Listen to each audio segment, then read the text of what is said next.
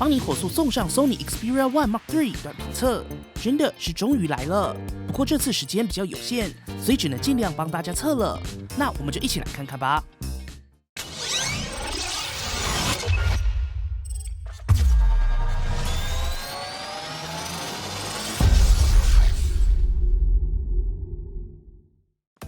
Sony Xperia One Mark III 正式跟大家见面啦！废话不多说，直接来看实测。首先看到外观设计 ，Xperia One Mark III 继承了上代 Mark II 的设计 ID， 帮你手上的2代机种也刚好都是紫色。可以看到这2代 Sony 紫似乎都比较内敛一些。帮你自己这次会比较喜欢黑色或是灰，都蛮好看的。虽然不特别，但雾面就是要经典的配色嘛。而在手感上，186克的重量，在旗舰中算是相当轻薄。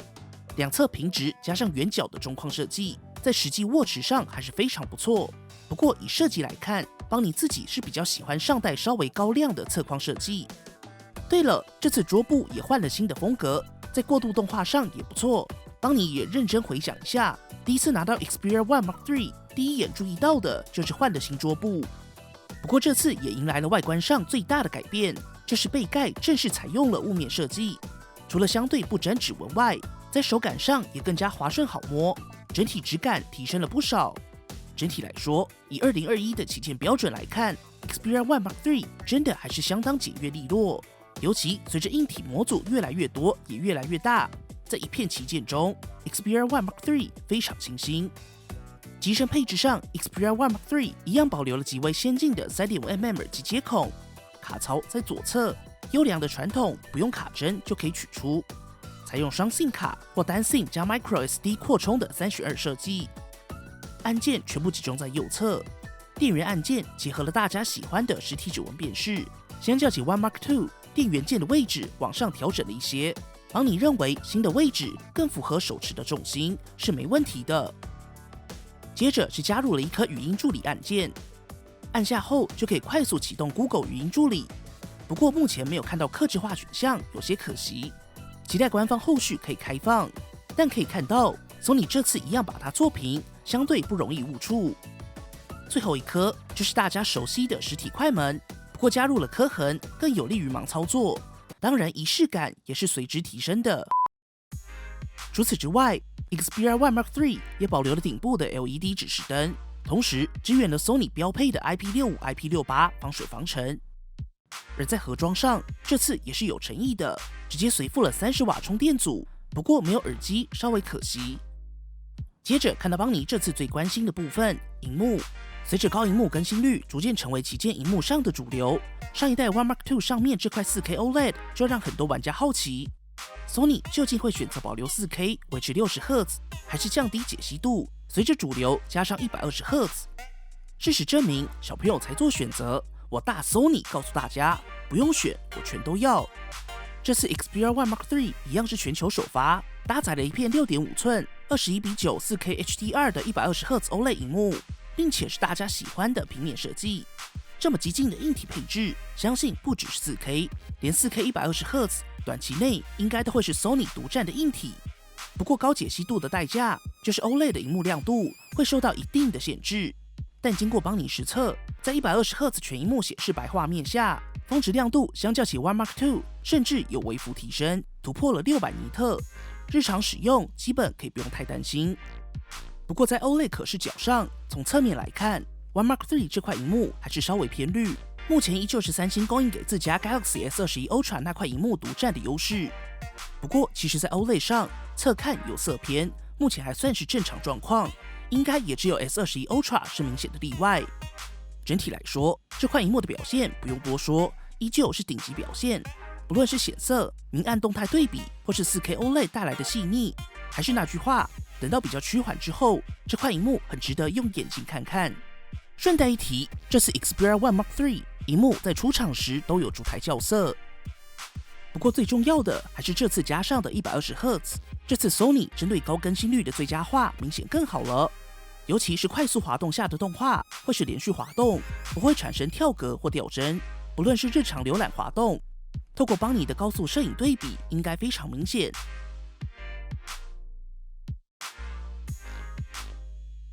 系统的过渡动画以及 App 内的滑动体验都有感提升。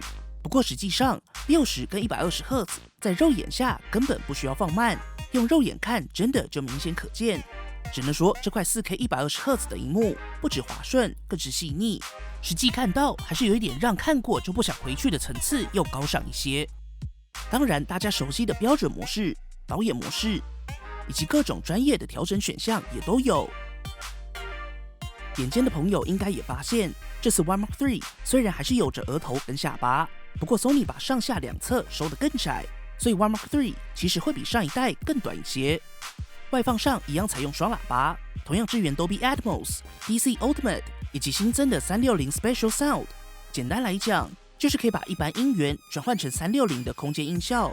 可以看到 Sony 还是很认真在推360 Reality Audio。整体来说，随着 Sony 采用新的喇叭模组，这次升级蛮有感的，尤其左右的音量更加平衡，不会像 One Mark II 上的喇叭底部比较大声。帮你直接上对比，供大家参考。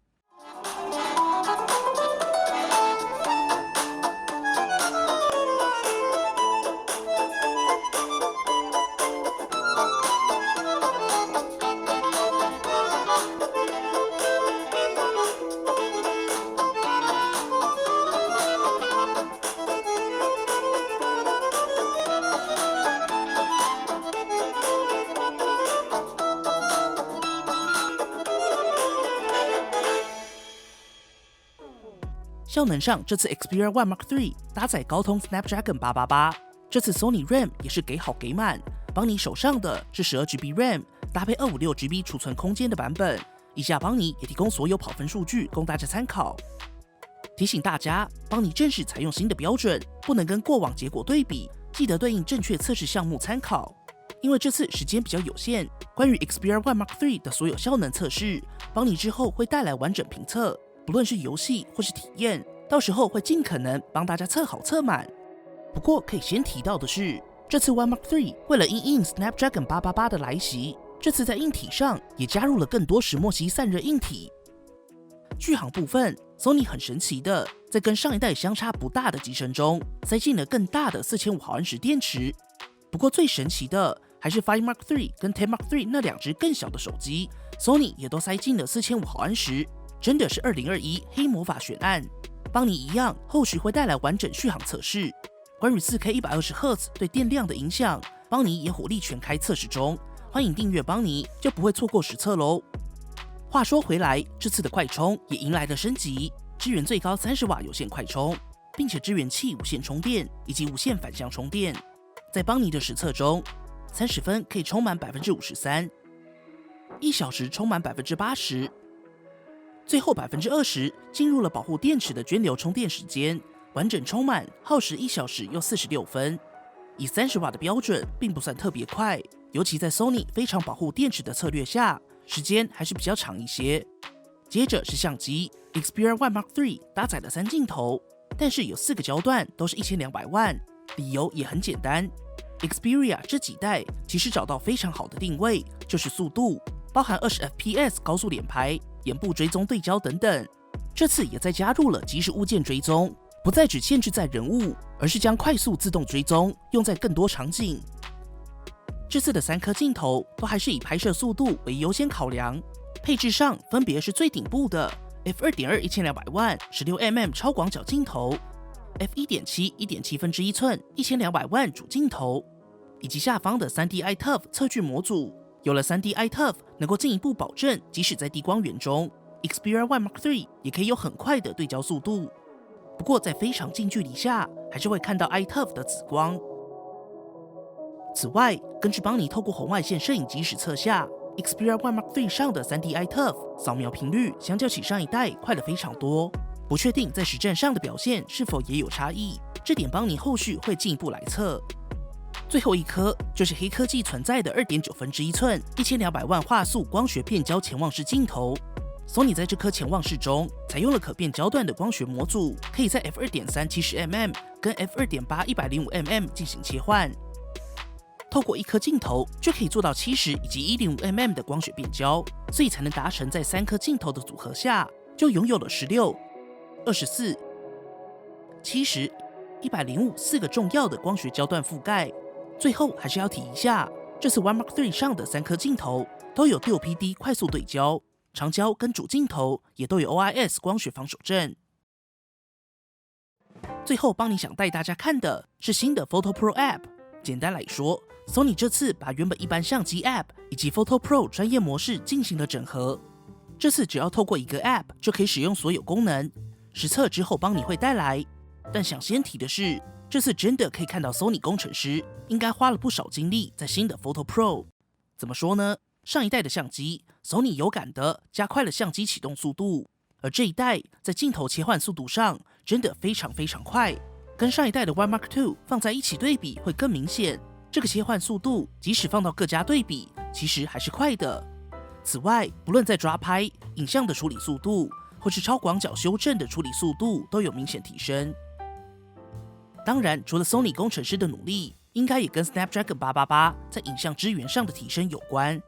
不过还是很可惜，目前 Sony 还是选择了先选镜头再变焦的使用逻辑。好处是不会因为自动切换跳来跳去，但缺点就是没有这么直接。另一个可惜的地方是，这代依旧没有支援独立的夜景模式。不过跟之前一样，在低光源下，系统会自动启用夜间拍摄的算法，意思就是还是有夜间模式，但只能由系统判断后启用。而在变焦上，这次 Sony 在2支旗舰上都加入了 AI 超解析的算法，可以进一步提升缩放时的画质，可以在设定中开启。此外，这次也在相机中加入了扫描 QR Code 的功能。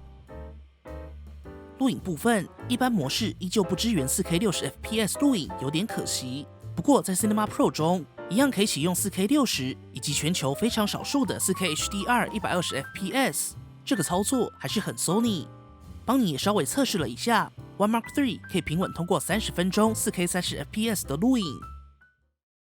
在生物安全辨识上，采用侧边实体指纹，速度还是蛮快的。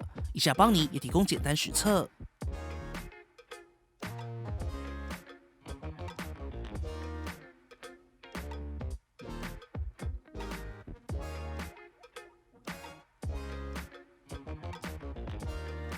最后，通讯上同样支援 5G 以及 WiFi 6。上市资讯部分，邦尼目前还没有更多消息，后续我们也会继续关注。好啦，本期节目先到这边。邦尼这集主要带来快速上手实测，也尽量帮大家都测到了。大家怎么看呢？一起留言讨论吧。有什么邦尼还没说到，或是你想知道的，直接底下留言。别忘了立即订阅邦尼，就不会错过更多第一手消息啦。